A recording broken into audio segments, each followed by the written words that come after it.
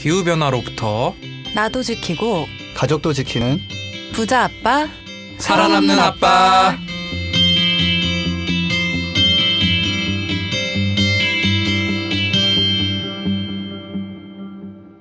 안녕하세요. 팟캐스트 부자 아빠 살아남는 아빠입니다. 기후변화로 급변하는 경제산업구조 속에서 우리들의 가족도 지키고 재산도 지킬 수 있는 방법을 지금부터 알려드립니다. 네, 안녕하세요. 장마 기간에 칩거 예정인 김나연입니다. 안녕하세요. 건강검진에서 식겁한 김재석입니다. 네, 안녕하세요. 대담한 통솔자 ENTJ 차윤탁입니다. 네, 다름이 아니라 그 지난 댓글에서 MBTI 궁금하다고 하셔가지고 한번 해봤는데 저는 그 ENTJ가 나왔고 나연쌤 뭐가 나왔어요? 저는 그때 스포를 하긴 했는데 ESTJ라서 윤탁쌤이랑은 그 NS가 다르네요. 저는 네. 엄격한 관리자. 진짜 세 개가 비슷하네. 지석쌤은 옛날에 해보셨다면서요? 저는 고등학교 때 했던 건데 ENTJ. 그 고등학교 때면 지금 많이 바뀌었을 텐데. 그럴 수 있을 것 같아요. 이게 바뀌어요, 계속 MBTI가. 저도 옛날에는 약간 뭐 예술가 이렇게 나왔었는데 이 회사 오고 난 다음에는 그것부터 바뀌더라고요. 대담한 통솔자. 저 예전에 저기 중학교 때 적성검사에서 농업 나왔어서 농업 식겁했었어요. 근데 그 질문이 난 그때 제가 예술을 잘 몰라서 클래식 음악을 듣겠습니까? 집에서 화초 가꾸겠습니까? 그래서 집에서 화초나 가꾸지 이런 식으로 대답했더니 저도 농업이 화초 나와가지고 가꾼다고 했을 것 같아요. 충격 막 농사 지어야 되나 막 했는데. 근데 농업이 의외로 또 핫한데 약간. 저는 관심 있어요 진짜로. 나중에 농업 쪽에 뭔가를 할 거예요. 저는. 식량 확보가 제일 중요하기 때문에. 개발도상국이나 이런 데서는 이제 항상 그 농업 생산성 올리는 그 숙제가 항상 있어가지고 굉장히 좀 전망이 괜찮죠. 지석쌤 다음 시간에 새로 해서 알려주세요. 뭐라고 하지? 그거 깍두기라고 하나? 혼자 다른 게? 깍두기. 네. MBTI. 그래도 뭐 E자도 있고 T자도 있고 이 정도면 뭐 비슷하다.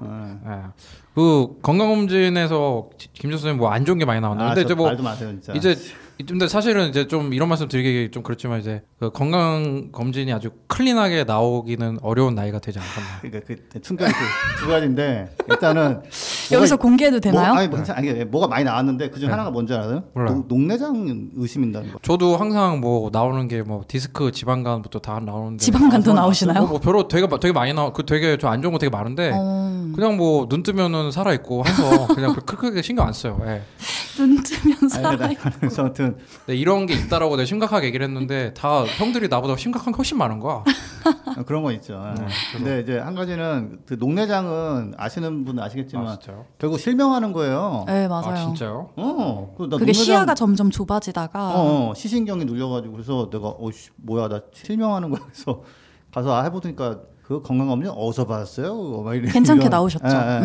다행이네요. 네, 다행이고. 아니 건강검진 센터에서는 그래도 의심되는 건 얘기해줘야 되니까 혹시 모르는 거니까. 건강검진 센터는 의심까지 알려주고 이제 더 자세한 검사는 큰 병원 가서 하라 이런 거죠. 그렇죠. 그렇구나. 또 하여튼 그래도 다행이네요. 아무것도 안 나서. 더 슬픈 거는 이제 오늘도 이제 신장 검사 받고 왔는데 이런 거 있다고 했더니 나이랑 딱 보더니 그냥 뭐 가라고. 그러니까 이게 다들 건강하게 삽시다. 아닌데 왜 그래? 저는 이제 몸을 함부로 한때 굴렸었기 때문에. 소세지랑 막 맥주랑 막. 근데 뭐 제가 아프다고 지석쌤이 아픈 거를 뭐 그런 게 아니라 이게 다들 건강을 챙겨야 된다. 챙겨야 돼. 근데 이제 현대인으로서 쉽지가 않다. 이게 뭐 일도 하고 해야 되니까 아쉽지만 그래도 아주 중요한 건 안 나와서 다행이라고 생각하고요. 한동안 방송도 할 수 있을 것 같습니다. 그 댓글 또 많은 분들이 남겨주셨는데 자영, 유영, 인영 아빠님께서 그 자영, 유영, 인영 제가 그 자유인 앞글자 뗀 것 같다고 하는데 맞다고. 자유인 자매 맞다고. 그 3년 전에 하이브리드 차를 사셨대요. 그래가지고 좀 아쉬우면 지금 아버님을 테슬라를 사라고 꼬시고 있다고. 근데 제가 봤는데 그 테슬라 제가 무슨 자료를 갖고 있는 건 아니지만 오히려 노년분들이 제법 사시는 것 같아요. 왜냐면 그 좀 비싼 테슬라 있잖아요. 뭐 X라든지 S. 그런 거는 이제 약간 노년 정도 돼야 살 구매력도 있고 그 약간 좀 더 자율주행이나 이런 게 좀 안전하잖아요. 그렇죠. 네. 내가 약간 신경 덜 써도 가니까. 네, 그래가지고 아버님 한번 좀 잘 꼬셔보시고 결과 궁금합니다. 또 아버님이 또 사시면 또 자영, 유영, 인형님들도 할아버지 또 차 탄다고 하면서 그게 또 이제 또 자영, 유영, 인형 아빠님께 되고 다 그런 거잖아, 사실. 그런 거 있고. 하나는 이제 꼬시시려면 일단 시승 강추하고요. 그다음에 제가 저희 어머니랑 차 보여드린다고 이제 어디 저기 주차장 가가지고 유튜브를 틀어드렸어요. 그 좋아하시는 이제 트로트 노래 좋아하셔가지고. 근데 좀 이렇게 경치 좋은 주차장에서 어머니랑 이제 또 어머니가 좋아하는 방송을 틀어드리니까 어머니가 소리도 너무 좋고 막 너무 좋아하셔가지고 예, 그런 포인트로 예, 이렇게 좋아하는 트로트를 이제 들을 수 있는 차, 뭐 화면과 함께 뭐 이런 식으로 한번 좀 말씀해 보시면 잘 꼬심이 될 수 있습니다. 근데 자영 유영 인형 아빠분께서 또 다른 질문 하나 주셨는데 예, 낙농업 때문에 나오는 이산화탄소 배출이 비행기, 기차, 뭐 내연 자동차 다 합친 것보다 더 뭐 많다는 얘기가 있는데 이게 사실이냐라고 질문하신 게 있어요. 네. 그거는 두 개가 비슷비슷합니다. 낙농업이나 아니면 그 교통수단에서 나오는 그 탄소 배출이 비슷비슷한데 이제 한 가지 조금 차이점은 하나 생각할 거는 자동차는 사실 우리나라는 많이 타지만 전 세계적으로 다 타는 물건은 아니거든요.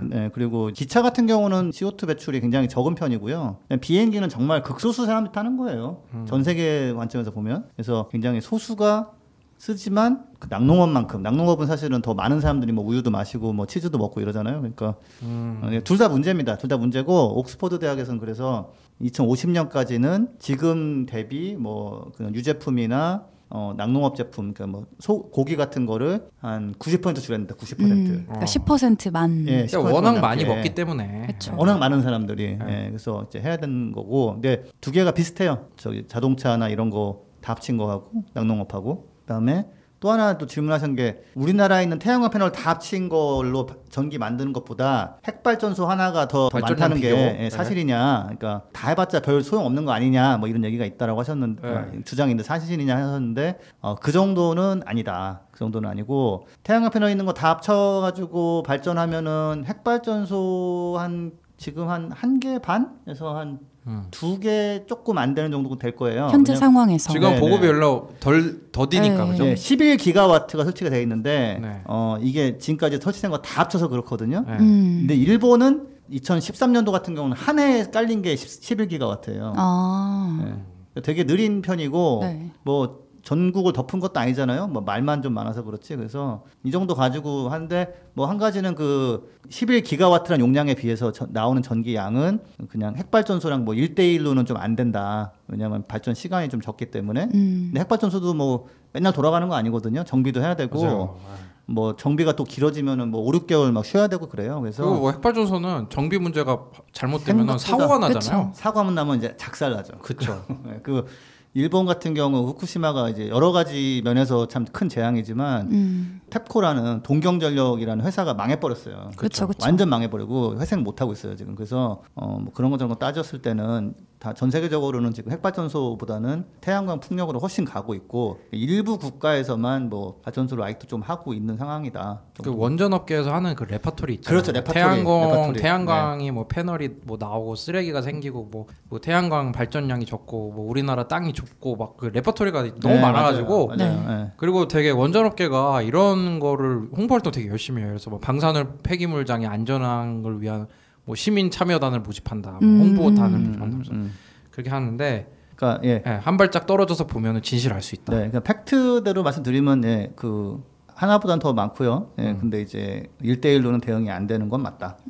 다만 모든 걸 종합했을 때는 지금 태양광 풍력으로 훨씬 더 많이 가지 핵발전소를 이렇게 괜찮은 대안으로 보는 국가는 거의 없다라고 보시면 됩니다. 그리고 코로나나 이런 거에서도 좀 그렇고 원자력 발전소 같은 거 그런 이슈 있었잖아요. 코로나 하면 걸리면 어떻게 되냐 가이드가. 근데 뭐 태양광은 좀 그런 게 확실히 덜하고 원자력 발전소 하나 짓는 거 자체가 막 입지 조건도 그렇고 현지 주민 피해도 그렇고 막 진짜 언제까지 이런 식으로 하는 건지 참 그렇습니다. 네. 또 캣데디는 슈퍼 흰둥이님 댓글 달아주셨는데 요즘 국제 정치 외교 보고 놀라고 있는데. 충격인 것이 불공국 러시아만이 기후온난화를 좋아한다는 것이 부동항 때문이라고. 얼음이 얼지 않는. 1년 내내 얼지 않는 한국. 그래서 이제 그러면 러시아가 이제 그 기후 회의 때 어떻게 나오겠냐. 근데 제가 봤을 때는 그 부동항이 러시아가 되게 중요시 여기는 거 맞아요. 그래서 이제 중국과 이런 영토 분쟁 같은 게 있을 때 그 우리나라랑 가까운 그거 있죠. 블라디보스톡. 거기가 부동항인가? 아닌가? 아무튼 그 부동항을 확보하려고 되게 노력을 했다는 건 맞는 얘기인 것 같고 왜냐면 이렇게 러시아의 북쪽 지역은 그 항구가 다 얼 거 아니에요. 부동항 중시 여기는 거는 맞는 얘기고 기후 변화 관련돼 뭐 반대표를 들까 그거는 제가 봤을 때는 러시아도 봐야 될 것 같아요. 왜냐면은 제 생각에는 그냥 제 개인 필링으로는 영구 동토층이 녹기 시작하면 네. 사람들이 러시아 사람들이 가만히 있을까? 기후 변화 때문에 영구 동토층이 녹는데 저 안 그래도 경유 유출 사고 나고 뭐 했는데 제가 좀 약간 정리를 해보자면 지금 사실 지구 온난화를 이렇게 뭐랄까 대응을 반대하는 곳은 러시아는 지금까지 한 번도 그런 적 없고요.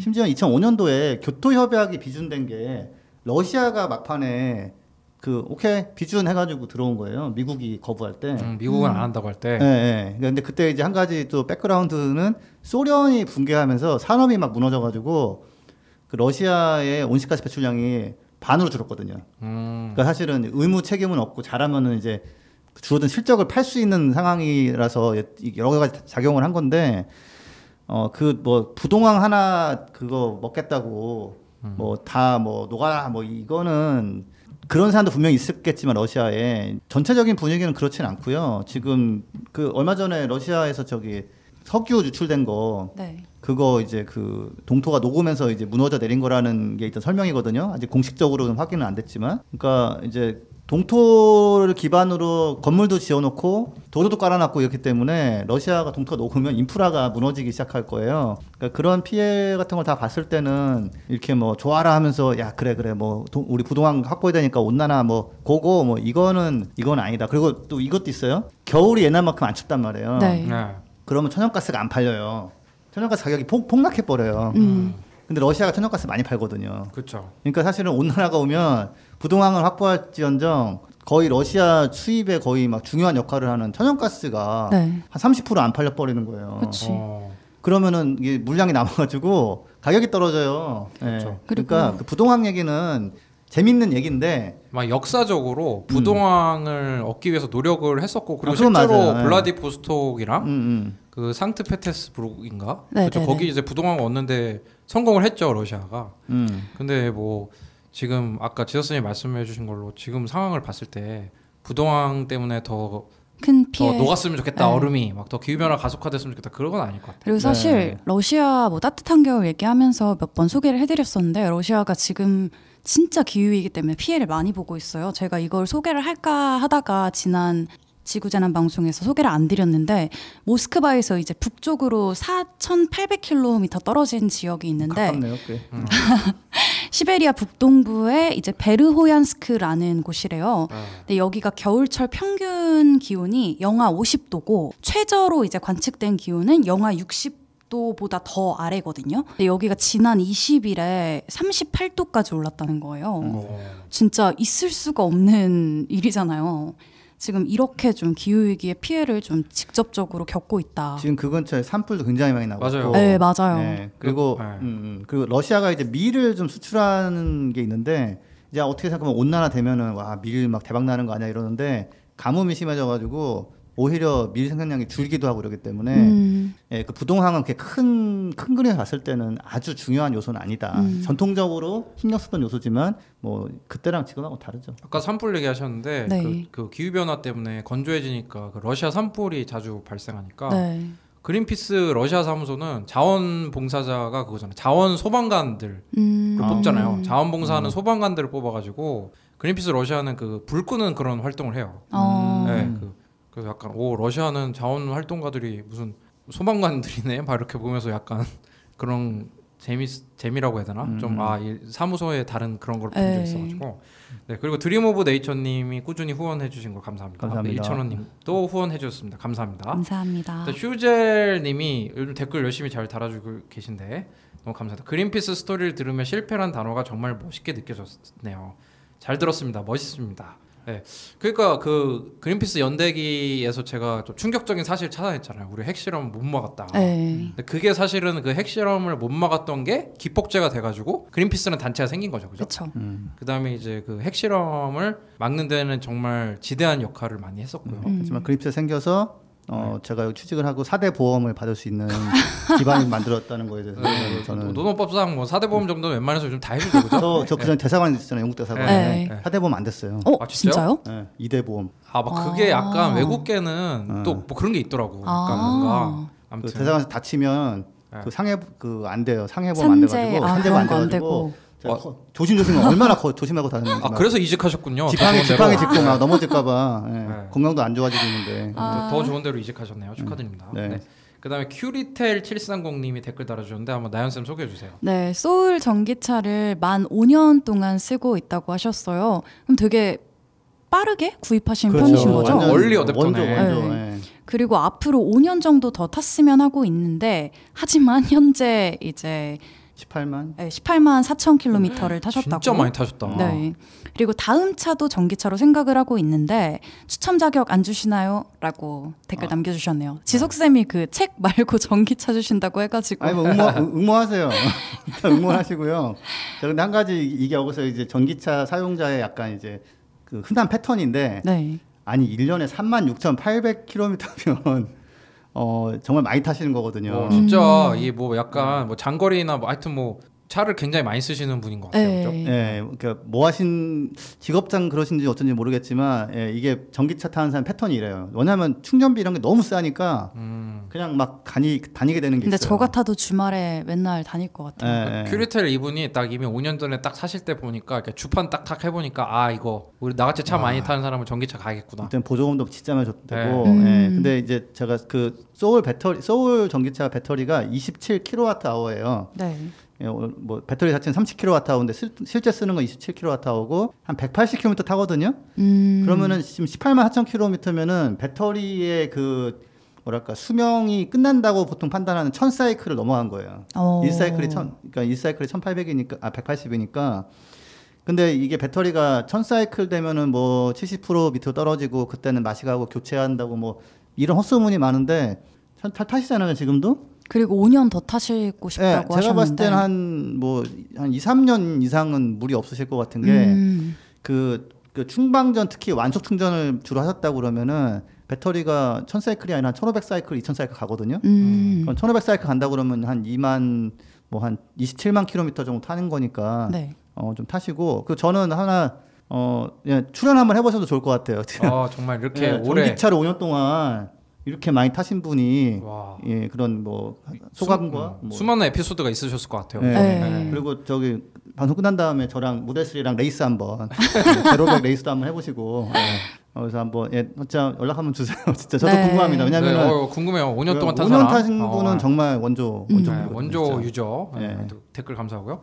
또 그 저희가 그 국회 그 유튜브 토론회 때 그 오미니님 소개시켜 드렸잖아요. 그 댓글 달아주셨는데 맞아요. 양평 개엄마님이라는 이제 아이디를 쓰고 계신데 양평에서 강아지를 많이 키우고 계시네요. 와, 근데 양평에서 유기견 10마리를 돌보고 계시대요. 양평 개엄마 맞네요. 네, 그리고 또 이분이 재생에너지 투자 관련 회사에서 일하고 계시대요. 그래서 블로그로 재생에너지를 이렇게 그 알리는 역할을 하고 있는데 붓바살바 공부하듯이 듣고 계시다고. 감사합니다. 감사합니다. 그리고 이제 이분 저 아는 분이에요. 아, 진짜요? 혹시 제가 통화했던 그런가? 저 맞는 것 같아요. 저 태양광 제 발전소 만들 때 투자도 하셨었어요. 네. 그렇구나. 후원을 이제 또 물어보셔서 그린피스 홈페이지 가서 후원하셨다고. 네, 감사합니다. 혹시 저희 팟캐스트 듣고 그린피스 후원하실 생각이 있으시다면 이 네이버에서 그린피스 팟캐스트 검색하시면은 후원하실 수가 있습니다. 네. 와, 근데 정말 너무 감사합니다. 후원 너무 감사합니다. 개엄마 얘기해서 제가 하나 좀 짧게 말씀드리면 그 블룸버그 그린이라는 매체 제가 몇 번 말씀드렸잖아요. 네. 거기에 사람만 이제 힘든 게 아니라 강아지들 중에서도 그런 기후 변화에 취약한 종류들이 있어가지고 이런 개들이 앞으로 굉장히 힘들어진다 뭐 이런 게 나오더라고요. 블룸버그 그린에서 나중에 한번 제가 소개를. 그러니까 애묘인 뭐 애견인들이 기후 변화 신경 쓰셔야 됩니다. 확실히 반려동물 키우시는 분들은 정말 관심 있게 들으실 것 같은데 링크 좀 보내주세요, 지석쌤. 특히 털 좀 깎아주세요. 그 외국에서 가져온 그 털 많은 애들 보긴 예쁜데 여름에 너무 힘드니까 좀 깎아주세요. 근데 또 너무 짧게 깎으면 또 스트레스를 받는다는 얘기도 들어가지고 그리고 적당히 털을 깎으면 다시 안 나는 개들도 있고. 그래요? 네, 그 모종에 따라 다른데. 확인 잘 하시고요. 포메라니언 같은 경우는 털을 확 밀면은 다시 잘 안 난다고 들었고. 진짜? 네. 나 아는 사람 그렇게 했는데? 그러면 이제 그 시베리안 허스키 같은 경우는 진짜로 정말 여름철에 정말 힘들죠. 더위로 죽을 수 있다고 하고 사람도 힘들고 개도 힘들고 많은 관심 부탁드리겠습니다. 그리고 찰스 정님 지석쌤 추천으로 왔어요. 번창하세요. 누구시죠? 잘 지석쌤? 몰라요. 10명도 끌고 오세요. 영업 열심히 하고 계시군요. 지석쌤 잘하고 계십니다. 그리고 더 브라이티스트 다크니스님께서 그린피스 2 감동적이라고. 윤탁쌤 코너 반응 좋네요. 괜찮네. 내가 좀 다시 해야 되나? 그러니까. 근데 그 그린피스의 역사는 너무 힘들어요. 왜냐면 한글 자료가 없어요. 영어 책을 봐야 되는데 죽겠어요. 근데 우리 뭐 그린피스 또 유명한 모멘텀이 몇 번 있었잖아요. 네. 그 뭐 고래 이런 것도 있었고 그 다음에 그 레인보우 워리어 폭파 사건 네네. 있었잖아요. 그 프랑스 정보국 잠깐 언급을 해주셨지만. 네, 근데 그거 걸리는 것도 되게 좀 황당하고 그 사고로 죽은 사진 작가의 따님이 또 이제 커가지고 그린피스 그 몇 주년 기념식에 오시기도 하고 또 얘기가 재밌는 게 되게 많아요. 또 열심히 준비해서 나중에 소개할 수 있는 기회가 있었으면 좋겠습니다. 네. 그 다음에 또 어벤져스 헐크님이 환경운동가이시고 배우는 부업이셨군요 라고 이제 브라이티스트 다크니스님이 달아주셨는데 그 헐크 그 누구죠? 그 배우? 마크 러팔로인가? 러팔로. 네. 네. 그분이 환경운동 많이 하시잖아요. 그린피스랑도 하고 옛날에 네. 그 다코타 파이프라인 반대 운동도 하시고 네네. 되게 환경에 깨어있는 분인데 그분이 약간 제 친구가 그런 농담하더라고요. 헐크가 녹색이라서 그린피스 하는 거냐고 하는데 방사능 쬐고 녹색 된 건데. 예, 그렇죠. 예. 그러니까 그 얼마나 참. 근데 하나 재밌는 예. 거는 그 러팔로 이분이 이제 그 어벤져스 사람들한테 다 좀 같이 좀 하자고 했는데 네. 큰 호응을 못 얻었고요. 근데 나중에 이제 그 로버트 다우니 주니어 같은 경우는 이제 자기도 뭔가 하겠다고 소개했었어요 한번 작년에. 예, 그래서 저도 이제 거기 가입해가지고 이메일도 한 번 받았었거든요. 그다음에 아무 말이 없네 근데. 뭔가 준비하고 있나? 네, 그리고 뭐 이런 연예인분들이 한국 같은 경우도 뭐 이제 뭐 유준열 배우님도 있고 그 다음에 뭐 신현준 배우님도 출연하셨잖아요. 네. 또 이런 목소리를 내는 걸 많이 존중을 해줬으면 좋겠고 그분들도 이제 약간 이렇게 이게 환경운동을 한다는 거는 그분들이 어떤 그 화석연료나 이런 뭐 광고 같은 거를 좀 포기하고 그쵸. 자기 의지에 맞게 해서 그쵸. 의견하는 건데 뭐 거기다 뭐 채식했다 안 한다 뭐 그렇게 하고 그런 악플을 쓰고 그런 거는 좀 붓바살바 식구들은 그런 일 없겠지만 그런 건 좀 그런 것 같습니다. 노인을 위한 나라는 없다. 그 배우 누구죠? 페넬로페 크루즈랑 결혼했던 하비에르 바르뎀도 그 스페인에서 진짜 정말 국민 배우인데 그쵸. 그린피스랑 같이 활동하고 있고 네. 그리고 뭐 유명하잖아요. 우리 그 레오나르도 디카프리오 네, 꾸준하시죠 그분. 뭐 이렇게 영향력 있는 분들이 이렇게 바꾸자고 해야 사람들이 많이 관심을 가지니까 이런 분들 많이 응원해주고 싶습니다. 그리고 또 은기환님이 또 댓글 달아주는데 네. 그 연탄 배달 관련해서 우리 얘기한 적이 있잖아요. 그렇죠. 좀 바꿔야 된다 태양광. 좀 지석쌤 소개를 좀 해주세요. 연탄 배달 자기 참여하셨었는데 이제는 진짜 연탄 배달 하지 말고 태양광 달기로 바꿔야 되는 거 아니냐고 고민하시더라고. 그래서 이제 연탄 배달의 취지는 따뜻한 겨울을 날 수 있게 도와준다라는 그 취지는 너무 좋은데 맞아요. 이제 이게 석탄이고 그다음에 그것 때문에 그런 거가 되게 우리나라 석탄 공사가 있어요. 그게 유지되게 하는 그러니까 뭐 국회의원이나 무슨 회사에서 봉사단이 와가지고 연탄 나르고 좀 검정 묻히고 사진 찍고 막 너무 흐뭇하고 그러니까 그런 식으로 너무 이렇게 좀 이렇게 홍보 수단을 이용되는 게 아닌가라고 고민이 된다. 그래서 하셨는데 실제로 뭐 하나 같은 경우는 태양광 달기를 하고 있어요. 근데 그리고 영국 같은 경우는 아예 저소득층 임대주택에다가 그냥 태양광을 거의 한 몇천 가구 한꺼번에 깔아버리는 거예요. 그러니까 가난하고 힘든 사람들이니까 전기요금이라도 좀 덜 내게 근데 친환경으로 이렇게 쓰세요 하고서 뭐 자금을 써가지고 쫙 깔아버리거든요. 한 50만 가구 막 깔아버리고 막 이래요. 그래서 우리나라도 이제 약간 좀 그런 식으로 바꿨으면 하는 생각을 하신 건데 저도 그건 뭐 저희도 얘기했던 거고 동의합니다. 물론 따뜻한 겨울에 뭐 연탄이 꼭 필요하신 분들은 뭐 드려야겠지만 친환경 뭐 난방 수단으로 좀 바꾼다거나 이런 게 있어야지 안 그러면 우리끼리 훈훈한데 이제 지구 온난화는 이제 물 건너가는 거라서. 그리고 진짜 이런 취약계층들이 기후 변화에 피해를 더 많이 받잖아요. 그렇죠. 그러니까 이게 좀 맞는 방향인 것 같아요. 약간 뭐 헤비타트 집진기 운동처럼 약간 뭐 이런 거 또 NGO도 있을 것 같고 왠지 좀 그런 거 좀 있으면 좋을 것 같습니다. 그 다음에 서진님이 정말 북극권 큰일이라고. 이게 제가 아까 앞에서 말씀드린 소식을 같이 보신 것 같아요. 그 시베리아 온도가 우리나라보다 높은 38도로 최고 온도를 기록했다는 소식을 들었다. 이게 그 얘기랑 같은 얘기 같은데 지금 기후 위기 때문에 좀 우울감에 시달리고 계시다고 이럴 때 좀 어떻게 하는 게 좋냐 이렇게 여쭤보셨어요. 기후 변화 때문에 우울감을 느끼신다면 어쨌든 우울감을 느끼는 거는 좋은 사인이 아니기 때문에 우선은 그 따뜻한 그 태양 이런 데를 가시고 몸을 많이 움직이시고 그 다음에 이제 좀 생각을 조금 더 이제 긍정적으로 많이 가지시는 거가 사실 좋을 것 같아요. 우울증이라는 게 좀 되게 사람이 무력해지는 그런 거잖아요. 그래서 저도 좀 신체 활동을 추천을 하고 싶고 솔루션을 찾되 이제 나의 그런 활력을 위해서 뭐 주말이나 이런 때에 뭐 등산을 가신다든지 뭐 이런 식으로 조금 작은 목표를 세워서 그걸 좀 달성하는 그런 것도 좀 도움이 되지 않을까 저는 그런 합니다. 것과 동시에 좀 다른 처방을 하나 좀 드리자면 사실 저도 기후 우울증이에요. 전 꽤 됐고요. 네. 알고 있었어요. 네, 그럼요. 모른다 그러면 나한테 관심이 없는 거야. 그래서 근데 이제 그 해외에서도 연이 많이 나오면 보면 일단 뭐라도 이 관계되는 거를 하는 게 좋다. 그레타 툰베리라고 되게 알려진 그 친구도 청소년 너무 우울해서 우울증에 이제 뭐 실어증에 하다가 뭔가 활동을 하기 시작하면서 자기가 활력을 얻어가지고 얼마 전에 그 부모님이 쓰신 책이 나왔어요. 제가 그 구해볼까 하는데 아직 못 해봤는데 그래서 제 경험도 그런 게 가끔은 제가 특히 대사관에서 일할 때 내가 오늘 뭐 했나 뭐 월급은 나오고 2대 보험 되지만 이렇게 뭔가 한 게 없는 것 같은 거예요 오늘. 이제 그럴 때 제가 이제 뭘 하냐면 제가 태양광 발전소가 있잖아요. 그걸 딱 들여다보고서 전기 오늘 많이 만들었네 친환경으로 이런 건 했구나. 그다음에 또 아니면 SNS에서 제가 전기차 사라고 맨날 뭐라고 하니까 가끔 누가 산 다음에 샀어요 이렇게 알려줄 때가 있어요.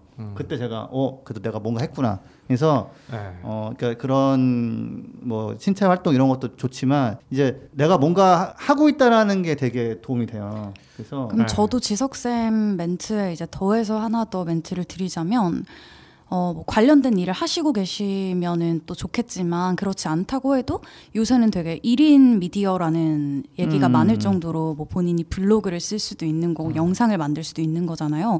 그래서 저희도 기후위기에 대해서 늘 공부를 하고 또 그 해결책에 대해 얘기를 하면서 그러니까 꼭 심각한 상황에 대한 솔루션은 분명히 존재를 해요. 그래서 그런 솔루션에 대한 공부도 더 해보고 그런 거를 좀 글로 남기거나 영상으로 만들어서 더 많은 사람들이 알고 더 빨리 바뀔 수 있도록 기여를 하시는 것도 또 도움이 되지 않을까 싶네요. 그리고 저희가 너무 우울한 얘기만 하려고 하는 게 아니라 솔루션이 분명히 있다라는 거를 항상 말씀드리려고 이 방송을 하는 거고요. 우울감이 조금이라도 심해지시거나 할 때는 꼭 주변에 도움을 요청하시고 그렇죠. 그것도 필요하고요. 그러니까 두 가지 다 보셔야 되는 게 그냥 우울증이라는 그런 병리 현상 같은 거에 대해서는 의료나 이런 사람들 상담하는 사람 도움을 받으셔야 되는데 그것도 있지만은 내가 뭔가를 해야 되는데라고 이제 하는데 못 하고 있는 거는 뭔가를 하심으로써 많이 나아질 수 있다. 왜냐하면 기후 변화를 충분히 늦출 수가 있잖아요. 노력을 하면 그죠? 그렇죠. 이렇게 얘기를 해주셨어요. 그 희망이 없을 것 같은 느낌도 들었다고 하셔서 확실히 더 할 수 있는 역할이 크다라는 걸 말씀을 드리고 싶네요. 절대 막 너무 우울한 상태로 오래 유지하지 마시고 긍정적인 생각을 많이 하시고 안 좋은 생각이 들 때는 주변에 도움을 꼭 요청하시고 하여튼 서진님처럼 이렇게 관심을 가져주는 게 중요해요. 그래서 이미 많은 역할을 하고 계시다는 거 말씀드리고 싶습니다. 또 아몬드 버터님이 댓글 달아주셨는데 나연씨 한번 소개해 주세요. 네, 저희 그런 이슈가 좀 있었잖아요. 그 팝송이 이제 잔잔하게 깔리는 걸 넘어서서 이게 무슨 노래인지를 알 수 있을 정도로 저희의 그 청취자분들이 좀 불편하셨을 수 있을 것 같은데 이번엔 잡음이 안 들렸다고 저희 한스 PD님이 그 방을 3군데로 옮겨 다니면서 그 청취를 하셨는데 근데 살짝 들리긴 들리셨다고 또 하시더라고요. 그리고 내가 들리는 팝송이 그게 좀 요즘 노래도 아니야. 뭔가 이상해. 아무튼. 네, 출퇴근이나 이제 텃밭 일할 때 붓바살바 들어주고 계시다고 하셨습니다. 너무 감사합니다. 효율이 올라가죠. 그리고 또 전하는 말씀 듣고 이제 또 오늘 또 저희가 또 그린피스가 또 그 큰 화두를 또 사회에 던졌잖아요. 그린 뉴딜이라고. 그래서 정당들이 이제 많이 반영해 주시기도 했고 근데 그린피스에 또 정치 전문위원이라는 분이 계세요. 그래서 지금 그린 뉴딜 관련해서 정치인들이 어떤 생각을 갖고 있고 어떻게 돌아가고 있는지 한번 알아보는 시간 갖도록 하겠습니다. 그럼 전하는 말씀 듣고 돌아오겠습니다.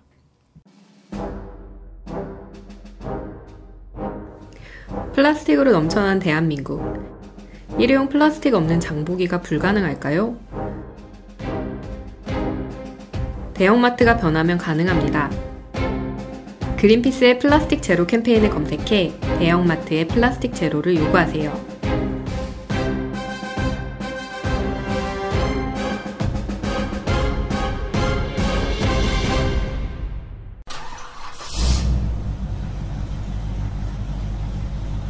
거리의 소리를 찾아서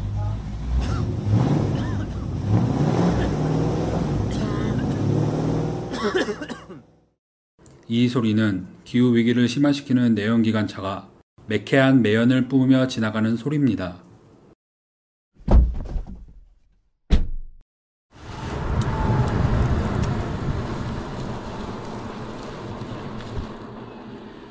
이 소리는 지구를 지키고 내 지갑도 지키는 전기차에서 나는 소리입니다.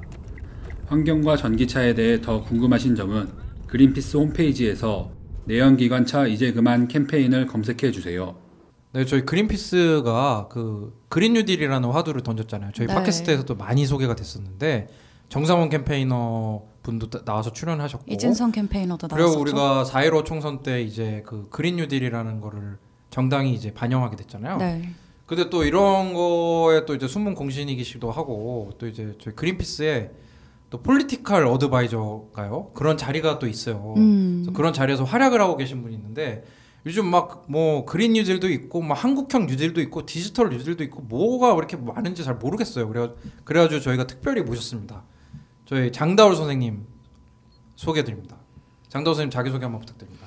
네, 안녕하세요. 그린피스에서 정책 전문위원으로 일하고 있는 장다울이라고 합니다. 반갑습니다. 네, 영어 직함이 도대체 어떻게 되시는 건가요? 영어로는 Government Relations and Advocacy Specialist라는 너무 긴 이름을 지어놔서 오음절이네요. 오음절. 그래서 예전에 제가 지석쌤한테 스페셜리스트님 하면서 놀리고 그랬는데 이제 저희가 지금 전문위원 두 분을 모시고 녹음을 하는 거잖아요. 다울쌤 사실은 저희 입사하신 지 얼마 안 됐죠. 신입사원이신데 근데 누구보다 오래 있는 네, 오래 계셨던 중고 신입 같은 느낌이죠. 네. 사실은 예전에 또 그 뉴크 캠페이너로 엄청 활약하셨잖아요. 네, 그렇죠. 네. 네, 2013년부터 이제 선임 기후에너지 캠페이너로 이제 탈핵 캠페인 포함해서 에너지 캠페인들을 오랫동안 해왔었고요. 그 이후에 기후에너지 팀장을 하다가 문재인 정부 들어와서 저희 그린피스가 오랫동안 노력했던 에너지 전환 정책이 만들어져서 실제 입법기관에서 이 에너지 전환 정책을 어떻게 입법화시킬지에 대해서 경험도 해보고 싶었고 기여도 좀 해보고 싶어서 마침 연이 닿아서 운이 좋게 지난 1년 반 동안 국회에서 에너지 전환 정책을 입법화시키는 경험을 할 수가 있었고요. 1년 반 정도 해보니까 이 정도면은 내 자신의 몸과 마음을 고문시키는 거는 이 정도로 족하다라는 생각이 들어서 작년 말에 그만두고 다행히 다시 또 공정한 프로세스를 거쳐서 올해 3월에 그린피스에 재입사를 하게 됐고요. 아직 수습 안 끝났습니다. 정말요? 국회 나들이를 한번 갔다 오셨잖아요. 네. 그렇죠? 네. 그래가지고 이제 또 커리어 변신을 하셨는데 저희 또 그린피스가 또 항상 강조하는 거 있지 않습니까? 정치적 중립성. 그렇죠. 거기서 이제 또 많은 고민하실 것 같아요. 그러니까 우리가 특정 당을 지지는 하지 않는다. 네. 그렇죠. 네, 그런데 이제 지금 국회에서 보면은 그린 뉴딜에 관심 있는 특정 당이 있습니까? 있죠. 주로 어디서 좀 관심 갖고 있어요? 지금 현재 원내에 진입한 정당들 중에서 그린 뉴딜에 명확히 관심이 있는 당은 가장 먼저 이제 작년 9월에 그린 뉴딜에 대한 어떻게 보면 선점을 했던 정의당이 있고요. 어젠더를 선점한. 그렇죠. 네. 그리고 그 당시에 9월에 그 발표도 하면서 국내에서 그래도 정치권에서 그린 뉴딜이라는 논의가 시작되는데 기여를 했죠, 분명히. 그리고 이제 민주당 같은 경우에 여러 번 그린피스에서 얘기했지만 그린 뉴딜에 대한 관심이 좀 있다가 올해 이제 3월에 지난 총선 공약으로 그린 뉴딜을 명확히 내세우면서 현재 원내 진입한 정당들 중에서는 그 두 정당이 그린 뉴딜에 대한 명확한 관심을 가지고 있죠. 결은 좀 다르지만. 네. 그럼 여기서 또 잠깐 또 새로 청취하시는 분들이 계실 수 있으니까 건강검진이 좀 안 좋게 나오신 김지선 선생님께서 그린 뉴딜이 뭔지 조금만 다시 한번 설명해 주시면 좋겠습니다. 알기 쉽게. 기후 변화가 너무 심각해서 굉장히 빠른 속도로 온실가스 줄여야 되기 때문에 그러면 그냥 슬금슬금 해서는 안 되고 정말 완전 좀 새로운 큰 정부의 막 리드와 막 또 사기업 참여와 막 등등 해서 저는 이제 제가 한 큐에 온실가스 때려잡아서 기후위기를 막아보자. 근데 그걸 하면서 동시에 사회평등성이나 다른 이런 부조리한 것들도 한번 해결해보자. 양질의 예, 일자리도 많이 창출을 하고. 창출하고. 예. 제가 이제 어제 자기 전에 이제 항상 이제 고민하다 자는데 미국은 그린 뉴딜이라고 그러면서 복지를 되게 강조를 해요. 미국은 심지어 출산 휴가도 없고 뭐 무슨 뭐 휴가 같은 게 없어요. 막 그냥 정말 일하고 그냥 잘릴 때 잘리고 이런 식인데 네. 그래서 무슨 뭐 공약 중에 의료보험 뭐 이런 거 막 들어가 있고 같이 해야 된다 해서 그린 뉴딜이고 어떻게 보면 유럽은 그냥 그런 건 좀 어느 정도 돼 있으니까 그냥 그린딜 뭐 이런 게 아닌가 뭐 이런 사실 뉴딜이 우리나라 사람들이 익숙한 거는 이제 루즈벨트의 뉴딜로 익숙한 건데 그 당시에 보통 사람들 기억하기에 여기서도 다뤘겠지만 그냥 좀 대규모 토목공사를 정부가 주도로 해서 일자리를 많이 창출하고 경기를 부양시켰던 정책 정도로 기억하고 계신 분들이 있는데 사실 그 당시에 뉴딜은 새로운 사회적 계약이었거든요. 그래서 노동권도 강화시키고 나중에 와그너법이라고 노동자들의 권리도 강화시킨 법도 패키지로 들어가 있었고 실제 노동자들이 원하고 있던 그 요구사항들을 들어주면서 동시에 경기 부양을 해서 일자리도 많이 창출하는 그렇기 때문에 뉴딜이라고 부를 수 있었던 거죠. 근데 지금 얘기되고 있는 글로벌 그린 뉴딜 역시 새로운 사회적 계약이라는 측면에서 보면은 지금 우리 사회가 갖고 있는 경제사회 불평등이 있잖아요. 사회경제 뭐 비정규직화라든가 양극화라든가 부가 너무 한쪽으로 쏠린다라든가 근데 그린 뉴딜처럼 지석쌤이 얘기한 대로 거의 전시 동원 체제에 준하는 큰 계획을 국가가 밀어붙이려면 사회 대다수가 거기에 동의를 하고 참여를 해야 되잖아요. 근데 사회 대다수가 지금 당장 내 앞에 있는 현실은 직업이 없고 차별을 당하고 있고 양극화에 힘들고 비정규직에서 내 삶이 불안한데 그런 문제를 해결하지 않고서는 기후위기 대응을 위해서 우리 다 같이 노력합시다란 말이 안 먹히는 거죠. 그런 측면에서 이제 지금 논의가 되고 있는 좀 부분이 좀 있어요. 그리고 또 이제 기후위기를 이제 대응하려면 탄소 배출을 줄여야 되는데 네.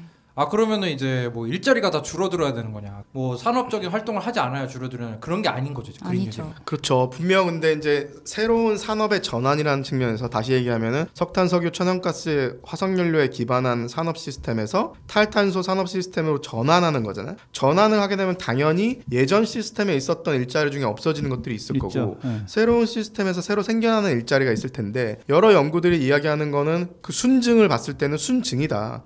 예전에 그린피스에서 소개했었던 마크 제이콥슨 스탠포드 교수 얘기했던 것도 우리나라가 재생에너지 100%로 그린딜을 했을 때 한 144만 개 일자리가 순증 없어진 것도 있지만 순증한다는 게 포인트였잖아요. 그렇죠. 일자리가 많이 생기는. 근데 사실 되게 중요하죠. 일자리란 거는 매일매일의 사람들의 삶을 구성하는 거고 생존이 달려 있으니까. 특히 지금 정부에서 일자리가 많이 이슈잖아요. 그죠? 네. 항상 그쵸. 일자리를 더 만들기 위해서 많이 노력하고 있는데 근데 저 같은 경우는 이제 그린 뉴딜을 어떻게 좀 알게 됐냐면 추억의 코너죠. 2020 원더키드라고 미국의 민주당 대선 후보들이 다 그린 뉴딜을 들고 나왔죠. 그죠? 맞아요.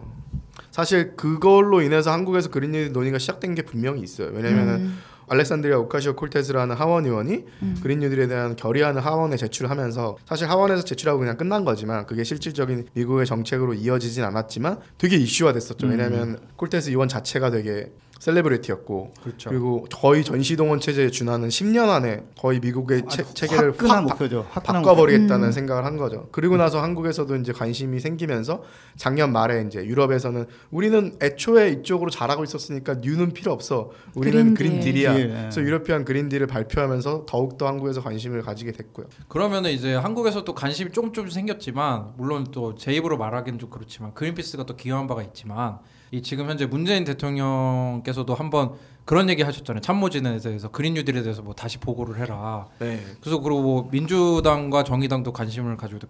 그게 어떻게 그렇게 관심을 가지게 됐는지 좀 그 배경이 좀 궁금해요. 왠지 좀 다울쌤 아실 것 같은데. 사실 아까 말씀드린 대로 미국에서 그린 뉴딜에 대한 논의가 시작이 되면서 국내에서도 관심 가진 사람들이 늘어났고 정의당에서도 작년 9월에 또 정치권에서 얘기를 꺼냈고 시민사회라든가 학자군에서도 그린 뉴딜에 대한 관심들이 좀 있었어요. 작년부터.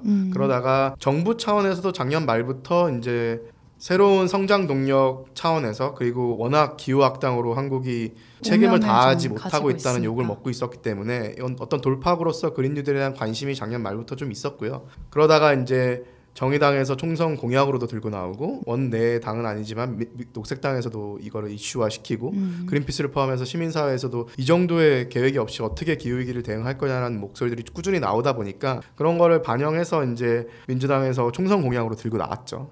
그 이후에 코로나가 터지면서 물론 총선 때도 코로나 상황이었긴 했지만 작년 말까지는 코로나가 이슈가 아니었잖아요. 근데 코로나 상황이 터지면서 이제 그래도 우리가 얼마 전에 발표된 거 보면은 선진국 중에서는 가장 지금 그 경제 그 영향이 적다라고 하지만 그래도 이제 마이너스로 지금 예측되고 있는 상황에서 어쨌든 경제에 지금 피해를 입었으니까 경기 부양에 대한 욕구가 정부 차원에서는 컸던 거죠.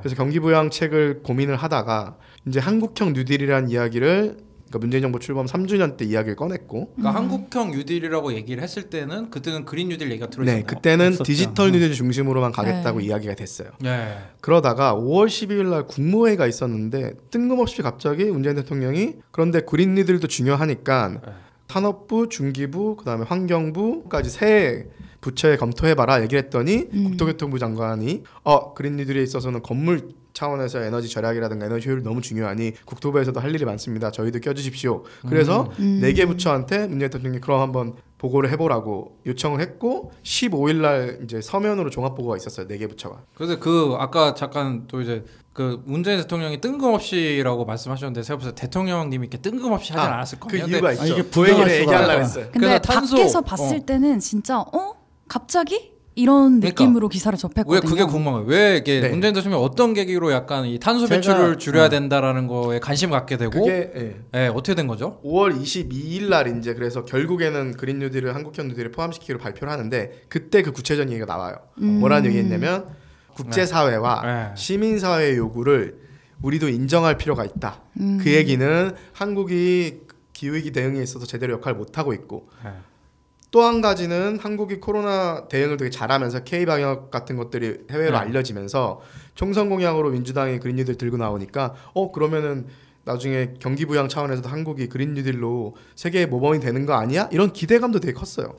그래서 유엔 사무총장이 뉴욕 타임즈에다가 직접 기고문도 그런 내용을 쓰기도 하고 그린피스 국제사무총장이 제니퍼 모건도 문재인 대통령한테 편지를 보내서 맞아요. 그린 뉴딜을 요구하기도 했고 뿐만 아니라 다양한 국제사회 요구들이 있었거든요. 그거를 대통령이 인정을 한 거죠. 그러면서 포스트 코로나 시대의 핵심 가치가 그린 뉴딜이라는 거를 우리도 인정하고 이 부분을 추진해야 된다라는 이야기를 해요. 그리고 이제 또 조선일보에 칼럼을 기고하시는 김지석 그 선생님 얘기 안 나오나 했어요. 네, 그래서 이 지석 선생님께서 뭐 또 약간 뭐 들으신 게 있으시다면서요. 청와대랑 커뮤니케이션하는 우리 김지석 선생님께서 약간 대통령이 아까 국제사회에 관심 얘기하셨는데 약간 문 대통령님이 그런 거를 알게 된 계기가 있었다면서요. 제가 뭐 작년에 뭐 2050 무슨 위원회 하면서 건강이 나빠질 뻔했는데 네.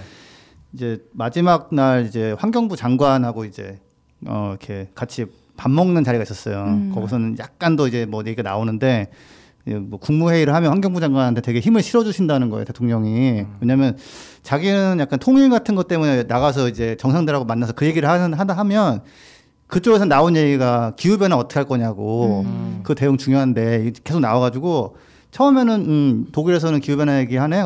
프랑스 갔더니 또 기후 변화 얘기하고 그래서. 아니 환경이 이렇게 중요하구나라는 생각이 이제 있으시다고 그래서 환경부 장관이 잘 해야 된다고 이렇게 뭐 힘을 실어 주시기 때문에 자기가 뭐 온실가스 감축 뭐 잘 해보겠다 얘기하는데 거기 점심 메뉴는 스테이크 나오고 굉장히 적절하지 않죠? 근데 그냥 밖에서 계속 이야기가 많이 이제 들어왔고 그게 이제 뭐 어떤 이런저런 것과 함께 돼가지고 대통령 이게 안돼 아쉬운 게 이런 거예요. 참모들이 진작에 이게 중요하다는 거를 알려줬으면 나가서 딱 그 얘기를 하면 되는데 나가서 듣고서 이제 여러 번 듣다가 이것도 중요한 거 아니냐고 국무회의 때 약간 좀 어떻게 보면 준비 없이 탁 이거 얘기를 하셔야 되는 상황이 되니까 참모들 좀 분발하시고 그때만 해도 김지석 선생님이 약간 이제 정부를 꾸짖었던 게 약간 그 뭐였죠? 그 유엔에서 지정한 무슨 유엔 기후 정상회의 가셔가지고 그 맥락과 맞지 않는 기후 변화가 아니라 약간 푸른 하늘 만들기, 맑은 하늘 이런 거 제정한다. 그러니까 다 이제 다른 나라 총리나 대통령들은 다 막 기후 변화 어떻게 대응해야 될지 이런 얘기를 하는데 가가지고 이제 참모가 준비해 온 게 약간 좀 안 맞았죠. 푸른 하늘의 날 이런 거니까 약간 이제 조금 관심을 가져야겠구나라는 계기가 또 되기도 하고 뭐 그런 것도 아마 끝나고서 뭐 이런저런 그때 막 고이즈미 그 저기 누구야? 네, 그 신지로. 펑쿨색자, 네, 펑쿨색자를 만났을 수도 있고. 누구는 스테이크 먹고 싶을 때가 있는 거 아닌가요?라고 대답했던 그분이죠. 네. 네, 그분도 뭐 하여튼 기후 변화 얘기를 그래도 그분은 하긴 하잖아요. 좀 못 알아듣게서 써서 그런 거지. 그래가지고 그러면은 지금 아까 얘기한 것처럼 국무회의도 하고 뭐 몇 개 부처가 이미 또 경쟁적으로 우리 그린 뉴딜과 관련된 이런 게 있다라고 하면 관심이 많은 것 같은데 어느 정도로 좀 정부 부처나 뭐 당에서 관심이 있습니까 지금? 네, 그래서 그 보고가 있은 후에 6월 초에 이제 기재부 쪽에서 하반기 경제정책 방향 발표하면서 지금 3차 추경안이 국회에 제출이 됐잖아요. 네. 그 시기랑 맞물려서 6월 초에 지금 한국형 뉴딜, 그린 뉴딜과 디지털 뉴딜에다가 휴먼 뉴딜까지 해서 2+1 2+1 형태로 휴먼 뉴딜은 또 갑자기 들어갔어요. 네. 고용 안정망 강화한다. 사실 되게 중요하거든요. 이게. 그래서 이 2+1 형태로 한국형 뉴딜의 큰 틀이 6월 초에 공개가 되면서 구체적인 내용이 좀 나왔어요. 이미 구체적인 내용이 나왔는데 그 내용 중에서 3차 추경안 관련된 거는 정말 조금 세부 사항까지 나오고 그게 국회에 제출된 상황인데 지금 당에서는 그러니까 민주당에서는 집권 여당으로서 조금 다른 생각을 갖고 있는 것 같긴 해요. 예를 들면은 지금 정부 차원에서 공개된 규모가 문재인 정부의 집권 기간만 생각을 해보면 2022년이잖아요. 그때까지 그 그린 뉴딜이 총 규모가 한 12.9조 원 정도 되거든요. 아니 그 너무 적은 거 그린 아니야? 뉴딜이면 막 300조 정도 써야 되는 거 아닙니까? 어떻게 되는 겁니까? 이게? 지금 유럽 같은 경우에는 앞으로 10년 동안 1조 유로니까 우리나라 돈으로 하면 한 1,400조, 1,500조 정도를 쓰겠다는 거고 거기 플러스해서 이번에 그 경기부양책으로 또 850조 정도를 또 들고 나왔으니까 거의 뭐 한 2,000조에 달하는 금액을 쓰겠다는 거죠. 근데 그 중에 중심이 또 그린딜이거든요. 그 규모로 봤을 때는 매우 미미한 아주 약소한 그런 그 국회의원들도 때가 되면 달려가는 그 기획재정부에서 왜 이렇게 짜게 나오는 겁니까 지금? 일단 지금 이번에 준비하는데 기간이 너무 짧았고요. 네. 그래서 사실 7월 달에 종합계획이 나온다고 하는데 그린피스에서도 지금 우려를 가지고 보고 있는 거는 7월 달까지 해봤자 지금 2, 3개월밖에 안 된 건데 2, 3개월 동안에 만든 계획으로 그냥 딱 퉁쳐는 말 써도 되나? 네. 2, 3개월밖에 안 되는 저희 뭐 팟캐스트의 매력이죠. 그렇게 하고 끝낼까봐 정말 지금까지는 기후위기 대응이라는 방점이 찍힌 것도 좀 명확하지 않고요. 그 다음에 여러 번 저희가 얘기했던 2050년 탄소 넷제로를 위해서 그 다음에 2030년까지 그러기 위해서는 50% 이상의 감축이 필요한데 이런 비전조차도 아직 포함이 안 된 계획들이라 사실 좀 우려감이 있고요. 그리고 우리가 코로나를 겪으면서 지석쌤도 여러 번 얘기하지만 사실 기후위기의 위협과 코로나의 위협을 비교해보면 정말 상대가 안 되거든요. 그렇죠. 근데 코로나를 겪으면서 우리가 2차 세계대전 이후로 국가가 이 정도로 개입할 수 있구나. 그러니까 위기 상황에서는 경제에도 사회에도 이 정도로 개입할 수 있구나. 우리가 상상도 못했던. 우리나라는 거기까지 안 갔지만 락다운을 시키고 물류를 다 끊어버리고 사람들을 집에 가두고 그리고 경제활동을 제약을 하고 그 다음에 갑자기 막 그 가구당 거의 100만 원에 달하는 그런 지원금도 주고 이게 사실 예전엔 상상도 못했던 접근이잖아요. 정말 진짜 충격적인 게 미국 같은 경우 사망자가 10만 명이 넘었나 그렇죠. 그럼 전쟁이 난 거잖아요. 그렇죠. 네. 그래서 예전에는 상상도 못했던 이런 접근들이 위기라고 하니까 가능하구나. 국가가 역할을 할 수 있구나. 근데 사실 기후위기 같은 경우는 코로나에 비하면 한 뭐 100배, 1000배 더 심각한 위기면 거기에 걸맞는 국가의 개입이 필요한 건데 그게 지금까지 없었다는 거죠. 완벽하게 국가가 실패해 왔던 거잖아요. 그러니까 글로벌 그린 뉴딜에서는 그런 국가가 적극적으로 개입을 해서 거의 전시 동원 체제에 준하는 개입을 해야 지금 1년에 온실가스를 줄여나가면서 10년 안에 50% 이상 감축하는 게 가능하잖아요, 사실. 네.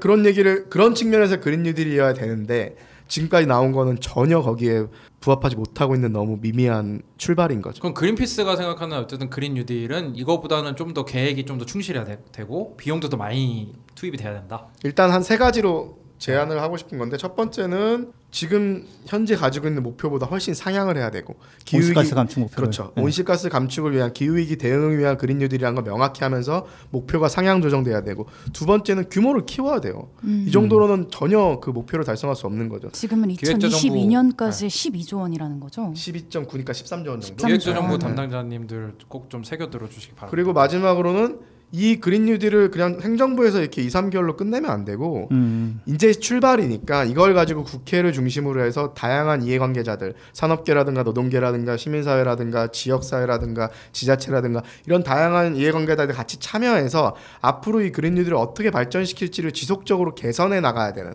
이번에 한 번에 마무리 짓는 게 아니라 개선해 나가야 되는 방향으로 거버넌스들 뜯어 고쳐야 되는데 그런 논의가 아직까지는 좀 없는 것 같아요. 제 1차 뭐 그린 뉴딜 5개년 계획 막 이런 정도 나와야 된다라는 그쵸. 뭐 2차 5개년 계획, 뭐 그쵸, 3차 그쵸. 5개년 계획 그 정도 나와야 되는데 사실 접근 방식은 그 정도가 그쵸. 돼야 돼요. 네, 그 정도 스케일이 돼야 된다.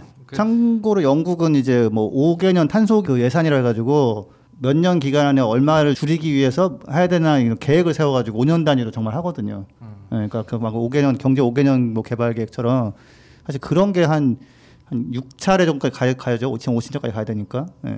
그럼 지금 대통령이 이렇게 관심을 갖고 있고 또 그린 뉴딜 관련해서 부처의 보고를 받기로 하셨잖아요. 그러면 이제 뭐 정치인들도 이제 발맞춰야 갈 텐데 정말 그린 뉴딜에 대한 관심이 좀 어떻습니까? 국회에서. 일단 아까 말씀드린 대로 민주당에서 총선 공약을 내걸었고 총선 공약을 내걸을 당시에도 민주당의 이제 핵심 정치인들 중에 일부가 관심이 있었고요. 최근에 저희가 민주당과 같이 그리고 다른 서울연구원이라든가 에너지정보문화재단 이런 곳들과 같이 국회 토론을 2번이나 했었잖아요. 예, 지석쌤도 발표를 하시고 저도 토론자로 나가고 했었지만 그 2번 토론에 다 원내대표들을 포함해서 그 당시 후보였죠. 그리고 이낙연 의원도 2번 다 참여를 하시고 그리고 이해찬 당대표도 참여를 하고 해서 사실 민주당 차원에서의 그린 뉴딜에 대한 관심은 정치적인 수준으로는 상당히 높게 올라와 있다고 볼 수 있고요. 거기에 걸맞춰서 지금 민주당 내에 그 한국형 뉴딜, 그러니까 그린 뉴딜이 아니라 한국형 뉴딜 TF가 있거든요. 그 안에 이제 그린 뉴딜에 대한 TF가 아직 공식적인 명칭을 내건 건 아니지만 실제 몇 명의 의원들, 김성환 의원이라든가 이번에 새로 초선으로 들어간 이소영 의원, 그다음에 양혜원영 의원, 뭐 이해식 의원, 뭐 민영배 의원, 김영배 의원 이런 의원들 중심으로 그런 TF가 가동이 되고 있고요. 동시에 또 민주당 의원들을 중심으로 한 그린 뉴딜 연구회라는 의원 모임이 21대 국회에도 생겼어요. 그래서 민주당 차원에서는 상당히 이 부분에 관심을 가지고 접근하고 있고 당연히 정의당도 상당히 중요한 정의당의 최우선 아젠다 중에 하나이기 때문에 정의당만의 그린 뉴딜 이야기를 끌고 나가려고 하는 움직임들이 있고 지금 이제 상임위 구성이 아직 안 끝났는데 상임위 구성이 맞춰지면 핵심 상임위들 그린 뉴딜과 관련된 사실 그린 뉴딜과 관련된 상임위들이 되게 많아요. 지서쌤도 얘기하신 적 있지만 가끔 언론에서는 그린 뉴딜이면 환경노동위원회 즉 환경부와 노동부 고용노동부를 다루는 환노위 사안만 하는 거 아니야? 환노위에서만 다뤄야 되는 거 아니야? 이렇게 좁게 접근하고 있지만 말도 안 되는 얘기거든요. 기재위, 국토위, 산업위 그다음에 중소벤처기업도 산업위에 속하니까 그렇죠. 그리고 뭐 예를 들어서 정무위라든가 정말 모든 상임위에 걸쳐져 있기 때문에 그럼 이 이슈를 다루려고 하면 국회 차원에서 좀 특별위원회 같은 게 만들어져야 되는 거 아닌가? 이런 논의들도 있고요. 그럼 다울스님께서 약간 국회 외유를 갔다 오신 1년 반 이전 국회죠. 그러니까 총선 이전 국회랑 지금 국회랑 비교했을 때 또 초선 의원분들도 많이 늘어났고 어느 정도로 좀 차이가 느껴지시는지 뭐 그린 뉴딜이나 이런 거에 대해서 솔직하게 네. 일단 뭐 예전보다 낫긴 하지만 좀 불만족스러우신지 어떤 국회 자체가 사실 네. 제가 국회에 있을 때 가장 힘들었고 좌절스러운 부분이었고 지금도 그렇지만 국회라는 곳 자체가 뭐를 안 되게 하는 데는 되게 효율적이에요.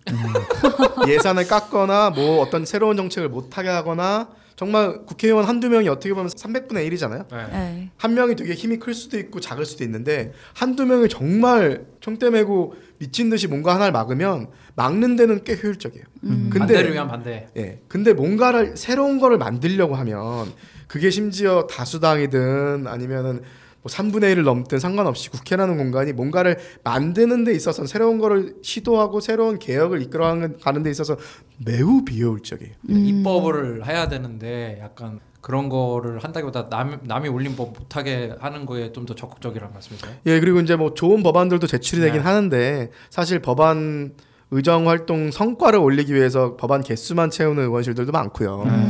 딱 봤을 때 크게 의미 없는 법안들, 쉽게 통과시킬 만한 법안들로 채우는 경우도 많고 정말 의미 있는 법안들이 제출이 되면 의미 있다는 거는 사회적으로 큰 변화가 필요한 거고 그 얘기는 당연히 찬반이 갈리겠죠. 그럼 다양한 토론이 필요한 거고 이런 부분들을 하라고 국회가 있는 건데 국회 상임위 내에 이제 소위들이 있어요. 네. 각각의 이슈를 다루는 소위원회들이 있는데 일단 소위원회 안건으로 올리는 것도 여야 간사들이 협의를 해야 돼요. 그 소위에.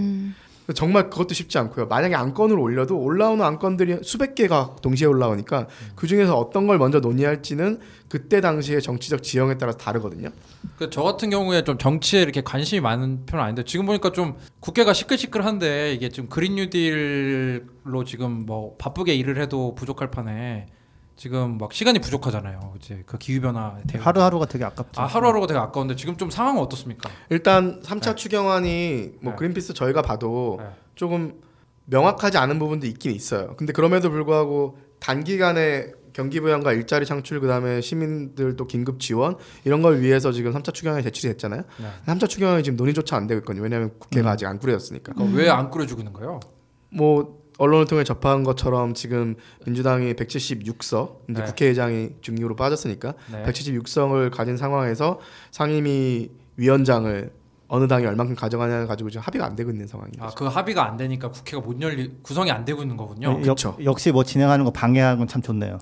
근데 우리 4.15 총선이니까 4.15 총선에 당선된 사람들이 국회의원 자격을 갖는 게 언제였죠? 공식적으로는 5월 30일인데 그때가 일요일이어서 6월 1일부터 시작을 했죠. 아니 지금 우리는 얼마나 빡세게 일하고 있는데 아직 국회 구성도 안 했다는 거 지금 한 달 정도. 그렇죠.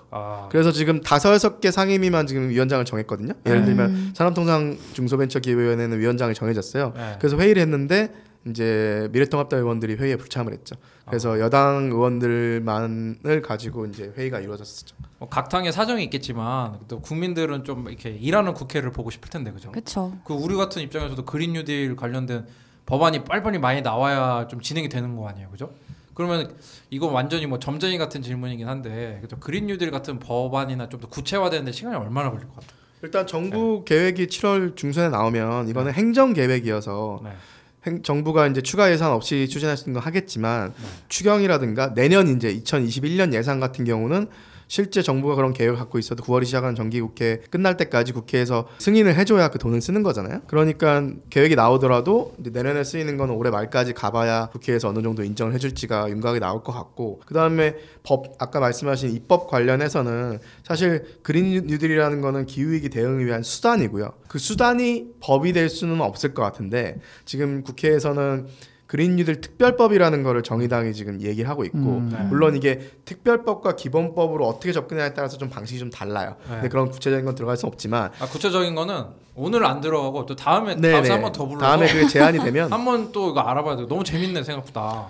그리고 민주당 같은 경우에는 원래는 그린 뉴딜 기본법을 얘기하다가 기후위기 대응 기본법도 얘기가 나오고 있고 어떤 기본법 형태로 될지 모르겠지만 근데 사실 기본법이라는 거는 다양한 법들을 아우르는 큰 법이 하나 생기는 건데 그러면 우리나라에서 지금 대체해야 되는 법이 저탄소 녹색성장 기본법이라고 있어요. 이명박 정부 때 만들어 놓은 이 법이 예를 들어서 에너지법이라든가 온갖 법 기후 변화랑 관련된 온갖 에너지와 관련된 온갖 법들에 다 영향을 미치는 가장 상위법이거든요.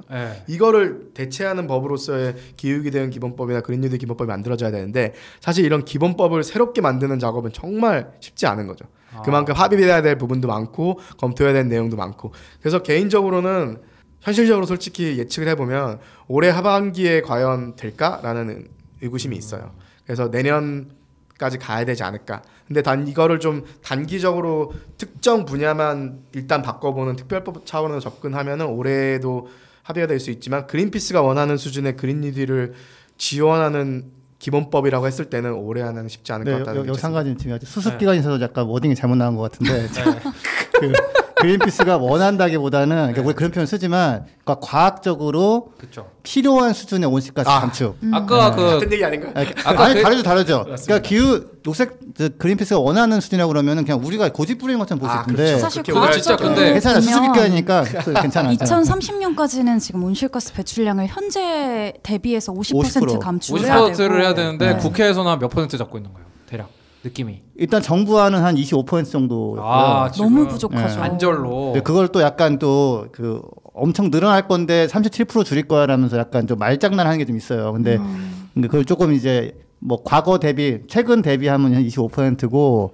그러니까 이거는 사실 정치인이 정하는 게 아니라 과학자들이 얘기를 하는 거죠. 그래서 지석쌤이 지금 얘기한 게 우리나라 정부가 지금 2030년까지 BAU, 비즈니스 애즈 유절 대비 37%인데 지석쌤이 얘기한 것처럼 현재 수준을 비교하면 한 25% 줄이는 건데 이게 작년에 문재인 정부에서 수정을 했단 말이죠.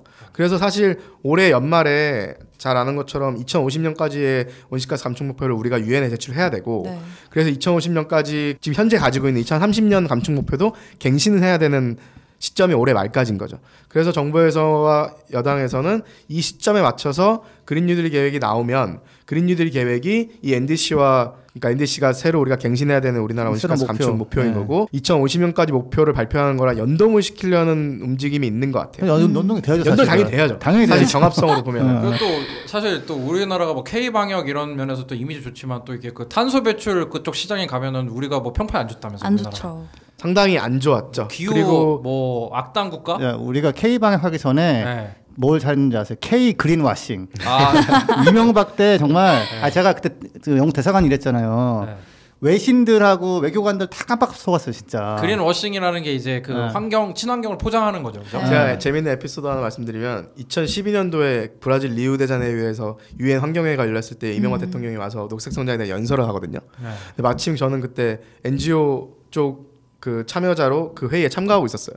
근데 이제 본회의에 들어갈 수 있는 NGO 사람들이 제한돼 있잖아요. 전 세계에서 수만 명이 왔는데 들어갈 수 있는 사람이 20명인 거예요. 그래서 이렇게 나라별로 이제 쿼터를 주는데 마침 그때 제가 사무부에서 열심히 일을 하고 있어서 우리나라에 쿼터를 좀 더 줬어요. 그래서 딱 제가 들어갔던 세션이 마침 이명박 대통령이 제 눈앞에서 한국의 녹색 성장을 통해서 어떤 변화들 만들었는지를 자랑스럽게 얘기하고 있었는데 제가 봤을 때 일부는 전혀 동의할 수 없는 거짓말인 거죠. 그래서 순간 무슨 생각이 들었냐면 옛날에 왜 부시 대통령한테 그 신발 던졌던 기자 있잖아요. 기억나요. 네. 그래서 순간 신발을 던져? 하다가 제 머릿속에 뭐가 떠올랐냐면 프리즌 브레이크가 떠올랐어요. 그렇죠. 예. 그러니까 수감될 수 있고. 만약에 여기 내가 브라질에서 감옥을 가면 과연 견딜 수 있을까라는 아, 또 약간 뭐 근데 또 그 우리가 또 약간 또 그분이 어쨌든 녹색 성장이라는 걸 던지긴 던졌어요. 제대로 던졌어야 되는데 그냥 단어만 오히려 그렇죠. 소비되고 말았죠. 네. 단어만 펑쿨 섹시한 거를 가져가 버리고 이제 그렇게 됐었죠. 맞아요. 네. 그래서 오늘 다올 쌤을 모시고 정말 다올 쌤이 정말 속사포 같이 거의 거의 약간 요거 저기 0.8배속으로 그- 다시 여기 요즘 해주세요. 힙합 트렌드랑 맞는 수준으로 약간 이제 하셨는데 근데 오늘로 이제- 너무 부족한 것 같아요. 네, 그죠? 맞아요. 네, 그래가지고 한번 또 다음에 또 한번 나와서 또 어떻게 돌아가고 있는지 좀 얘기해 줄 수 근데 있으세요? 근데 저는 확실하게 좀 하고 싶은 게 네네. 이제 저는 이제 스페셜리스트 기후 네. 이게 하는 네. 거고 이제 정책 담당이시잖아요. 네. 그러니까 그린 뉴딜이 잘 되게 이제 다우쌤이 정말 활약 많이 하고 계신데 네네. 잘 안 되면 다우쌤 책임인 거고. 아 여기서 저는 정리하고 저대로 열심히 하고 가겠다. 있다. 네. 이거를 확실하게 말씀드리고. 근데 아까 뭐 코로나19 위기보다 뭐 기후 위기가 정말 훨씬 심각하다 이런 얘기 해주셨잖아요. 네. 근데 실제로 그 그레타 툰베리 얘기도 아까 앞에 지석쌤이 해주셨지만 얼마 전에 그 BBC랑 20일인가에 인터뷰가 있었어요. 근데 지금 현재 코로나19 대응하는 수준으로 이렇게 빠르게 지금 기후 위기에도 대응을 해야 된다고 또 한 번 강조를 했거든요. 그리고 아까 또 하나 중요한 얘기가 나온 게 이제 문 대통령이 이제 뭐 한국형 뉴딜에서 뭐 그린 뉴딜 얘기를 꺼낸 게 시민사회의 요구랑 국제사회의 요구 때문이라고 하셨는데 그 시민사회의 요구라는 게 너무 중요한 거예요. 그래서 그린피스도 얼마 전에 이제 21대 국회가 개원할 때 그 국회의사당 앞에서 이제 청소년과 청년 33명으로 구성된 그 시민 대표분들이 그렇죠. 홀로그램이라는 그 액션을 통해서 그렇죠. 코로나 상황에서 네, 국회에 이제 기후위기 대응을 요구하는 정말 한시라도 빨리 그런 대책을 세워달라고 그런 액션도 진행을 했었잖아요. 끝나고 다우쌤이 또 저기 JTBC 라이브로 또 네. 엄청 네. 활약을 해주셨죠. 근데 사실 곧 저는 박상욱 그날 기자. 유튜브 찾아보세요. 그것도 있었지만 사실 1년 반 동안 제가 일했던 공간이잖아요, 국회가. 네. 그리고 얼마나 변화를 만들기 힘든지도 체감을 했고 그리고 얼마나 답답한 이야기들을 하면서 기후위기에 전혀 대응을 하지 못하고 있는 공간이었는데 거기에 시민들 한 분 한 분의 영상이 띄워지면서 정말 진전성 있는 멘트들을 하시잖아요. 네. 저는 약간 그거 보면서 좀 되게 복잡한 감정이 들었어요. 아 정말 저런 목소리들을 반영해야 되는 곳인데 우리가 국회에 욕을 하지만 사실 안에서 열심히 일하고 있는 사람들도 분명히 많거든요. 있죠, 그럼에도 있죠. 불구하고 전반적으로 기후위기 대응에 대해서는 국회는 완벽하게 실패하고 있어요. 지금. 그러니까 21대 국회에 희망을 가져보고 싶지만 사실 경험했던 사람 입장에서는 그렇게 긍정적으로만 보고 있지는 않은 거죠. 여기서 질문 그러면 그래서 그 일반 시민분들은 이제 지금 과거에 비해서는 기후 위기에 대한 인식이 생기는 것 같아요. 네. 코로나로 인한 것도 영향이 있는 것 같고 그래서 그 국회가 좀 예전처럼 안 되려고 하려면 뭐가 좀 할 수 있는 게 뭐가 있어요? 도대체 뭐 어떻게 해야 돼요? 사실 제가 다시 그린피스 돌아온 이유와도 맞물리는 건데 저는 국회는 어쨌든 민의를 반영하는 공간이라고 생각해요. 물론 많은 사람들이 국회가 언제 우리의 민의를 반영했냐라고 반문하시겠지만 사실 사회적으로 논의가 되고 시민들이 더 많이 요구를 해야 국회의원들이 그나마 거기에 관심을 가지거든요. 그 얘기는 시민들이 관심이 없고 사회적인 논의가 안 되면 국회의원들은 정말 1도 관심 없어요. 그래서 사회가 바뀔 수 있는 활동을 우리가 많이 해야 된다는 거죠. 저희가 오늘 다울쌤 통해 가지고 배운 게 너무 많은 것 같아서 한번 다음에 코너 하나 한 번은 만들어야겠어요. 더 나와 주셔야 국회 될 것 1.5도 뭐 하나 만들어 가지고 좀 자주 모셔야 될 것 같습니다. 오늘 제목은 다시 지어주세요. 그 다울쌤 통해 가지고 오늘 그 전문위원이죠. 이게 한국 정책 전문위원 정책 전문위원님 모셔가지고 그린 뉴딜과 뭐 국회 상황에 대해서 한번 들어봤고 또 진짜 국회 일을 해야죠. 지금 그린 뉴딜 관련해서 빨리 그럼요. 일을 해야 되는데 일하게 만들어야 돼요. 일하게 만들어야죠. 일하게 만들어야 돼요. 국민들이 많이 기대하고 있으니까 네 그러면 또 저희 전하는 말씀 듣고. 근데 코너 만드는 건 수습 통과하신 다음에. 네, 뭐 그때 뭐 지석쌤 견제하신다. 네. 그런 거 아니야. 이게 또 코너 한번 맡으면 또 고용 안정화가 좀 됩니다. 그렇지. 그러면은 수습을 통과하기 위해서 또 코너를 만들어 드릴까? 네, 알겠습니다. 또 그렇게 도와주시면. 또 전하는 말씀 듣고 마무리할 수 있도록 하겠습니다. 이 방송은 여러분의 소중한 후원으로 만들어집니다. 국제환경단체 그린피스 서울사무소에 후원해 주실 분들은 네이버에서 그린피스 팟캐를 검색하시면 아주 쉽게 후원에 참여해 주실 수 있습니다.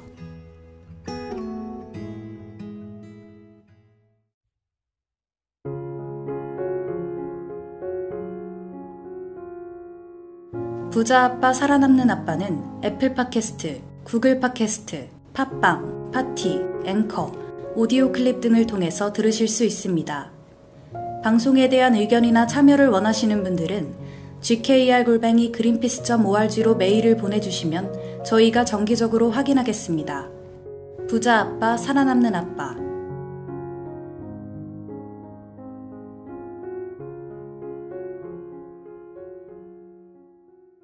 네, 오늘 저희 다울쌤 오늘 처음 출연하셨는데 어떻습니까? 저 그린피스 나가 있을 때도 사실 붓바살바를 관심을 가지고 들었었거든요. 정말 우리 음질 더럽게 안 좋고 허접할 때 다 들은 건 아니지만 근데 처음에는 이거 진짜 쉽지 않은 기획이다. 과연 오래 버틸 수 있을까? 이런 게 있었는데 나중에 돌아와 보니까 얼마 전에 1년 넘으셨잖아요. 진짜 세 분한테 너무 감사드리고 개인적으로도 감사드리고 그린피스뿐만이 아니라 왜냐하면 그 전에 청년들이 하던 기후변화 팟캐스트가 하나 있었잖아요. 제가 그거 듣던 몇 안 되는 소수의 사람들이 한 명. 그 지석쌤이 거기에다가 막 세게 얘기를 하셔가지고 우리가 그때 정말 좀 난감했는데. 그래서 그거 훌륭한 분들이죠. 그분들 중에서. 그래서 그 팟캐스트 듣지만 그린피스 차원에서 또 다른 그런 유용한 정보들과 이야기를 하는 팟캐스트가 1년 넘게 살아남으신 것에 너무 박수를 보내드리고요. 세 분께 감사드리고 특히나 나연쌤이 두 샌들 중간에서 또 잘 잡아주셨다 균형을. 또 이제 다울쌤이 또 앞으로 또 계속 기여를 해주실 수 있으니까 그럼요. 저희 기대하겠습니다. 또 지석쌤이나 나연쌤 좀 어떠셨어요? 저는 오늘 이제 두 전문위원 사이에서 되게 많은 정보를 좀 듣고 또 하나 배워간다 이런 시간이지 않았나. 그러니까 좀 정치에 많이 관심을 가져야 돼요, 그죠? 그럼요. 너무너무 중요하고 또 다울쌤도 시간 되실 때마다 좀 나와주셔서 이런 재밌는 얘기 좀 시민들이 어떻게 보면 관심을 딱히 갖지 않으면 자세하게는 모를 수 있는 분야잖아요. 그런 분야에 대한 소식을 좀 주기적으로 알려주실 수 있으면 좋겠네요. 지석쌤 또 청와대를 맡고 계시는 지석쌤 또 국회를 맡고 계시는 다울쌤이랑 오늘 또 저는 제가 전기차 정보하고 뭐 전기차를 파네 뭐 태양광 치어리딩을 하네 이러지만 가장 중요한 본 게임은 국회하고 청와대 정도인데 청와대의 민의 반영도 물론 가능은 하겠지만 좀 더 어려운 면이 있고 민의 반영을 통한 변화는 국회가 제가 봤을 때는 그래도 가능성이 좀 있는 곳이라는 게 제 판단인데 맞나요? 동의합니다. 그래서 그런 차원에서는 진짜 그 다우쌤이 맡고 있는 역할이 정말 무게감이 특히 또 안에서 일해보셨잖아. 그러니까 더 잘 알거든요. 막연한 희망으로 이렇게 돌아가진 않잖아요. 이게 그래서 좀 머릿속 복잡하실 텐데 가끔 오셔가지고 아무튼 복잡합니다. 그러니까 시민분들한테 상황을 알려주시고. 우리가 이렇게 뭔가 같이 할 수 있는 일을 찾는 게 되면 사실은 우리가 그 붓바살바를 만들어가지고 그래도 약간 좀 갖춰놓은 게 플랫폼이 돼서 이렇게 좀 변화로 갈 수 있게 좀 나와서 좀 가끔 기여해 주십시오. 또 예. 저희 또 한스 PD님이 또 딱 맞는 또 음악을 준비하고 오셨어요. 팝빵 뮤직 톰톰이 부릅니다. 지금 국회 일해라 라는 뜻인 것 같고요. 하여튼 오늘 또 방송 들어주신 청취자분들 감사드립니다. 그럼 저 다음에 또 충실한 내용으로 다시 찾아올 수 있도록 하겠습니다. 감사합니다. 감사합니다. 네, 감사합니다.